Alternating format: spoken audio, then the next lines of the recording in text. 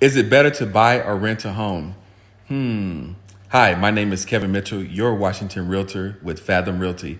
Despite what you may hear, there's no single right answer. But don't panic. I'm here to help. Start by asking yourself this question. Is it a better value to rent or buy in your area? If you know you plan to stay put for at least 5 years, you should consider whether buying or renting is the better bargain in your local area. One helpful tool for evaluating your option is a neighborhood's price to rent ratio. Just divide the median home price by the median yearly rent price.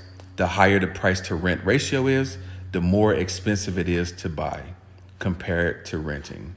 According to the National Association of Realtors, a typical U.S. homeowner who purchased a single family existing home 10 years ago would have gained roughly $225,000 in equity, all while maintaining a steady mortgage payment. In contrast, someone who chose to rent the past 10 years would have missed out on all those equity gains. But they would have also seen U.S. rental prices increase by 66%. So even if renting seems like a better bargain today, buying could be the better long-term financial play.